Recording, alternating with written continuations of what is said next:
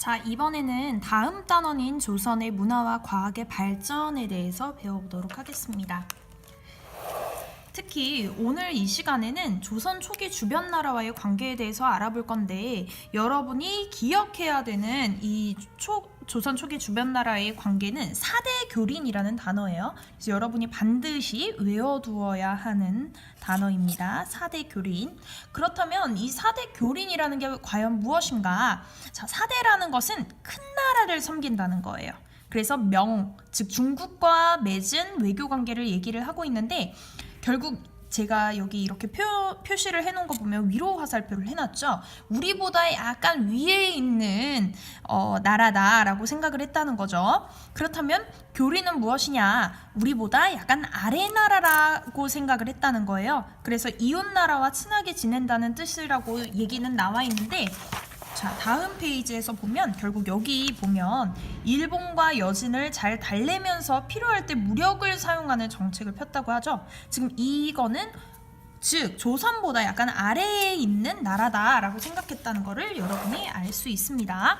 그래서 일본이나 여진에 대해서는 교린 정책을 펼쳤다는 것을 알 수 있습니다. 자, 그리고 아래에 있는 지도는 여러분이 반드시 알아두어야 하는 아주 중요한 지도입니다. 혼일강리 역대국도 지도라고 해서 여러분이 이 명칭도 반드시 기억해야 돼요. 약간 무구정강 대나라니경이라든지 직지심체요절 같이 어렵지만 반드시 기억해야 되는 단어라고 할 수 있습니다. 무엇이냐? 조선 태종 때 세 번째 왕이라고 했죠. 만든 세계 지도예요. 자, 근데 뭔가 사실적이지 않아요, 여러분. 보면 여기 표시되어 있는 이 부분 있죠. 이게 바로 한반도입니다. 조선 어때요? 우리가 실제 지도보다 굉장히 크게 표현이 됐죠. 그리고 아래에 있는 일본 같은 경우에는 원래 한반도보다 일본이 크잖아요, 그쵸? 근데 한반도보다 일본이 작게 표현이 돼 있어요. 또 이 전체가 명이에요. 즉 중국인데 조선하고 굉장히 친하고 우리보다 조금 위의 나라라고 생각해서 그랬는지 굉장히 크게 그렸어요. 상대적으로 다른 나라들은 조그맣게 그렸죠. 자, 이거를 통해서 무엇을 알 수 있냐? 이건 여러분이 외워둬야 됩니다. 자, 주관식으로 출제가 될 수도 있어요. 조선은 실제보다 크게, 그리고 일본은 작게 그렸죠. 그 이유가 무엇이냐?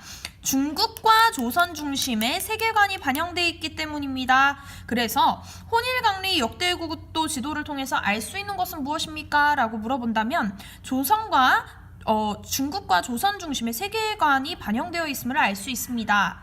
를 여러분이 답해주면 될 것 같습니다. 반드시 기억해 두길 바랍니다.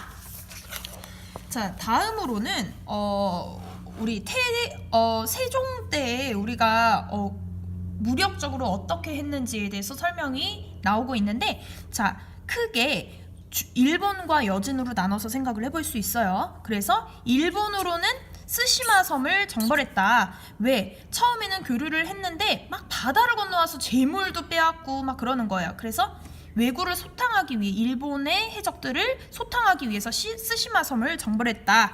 스시마 섬은 여기 있습니다. 자, 이 정도를 여러분이 알아두면 될 것 같고요. 그 다음 여진도 마찬가지예요.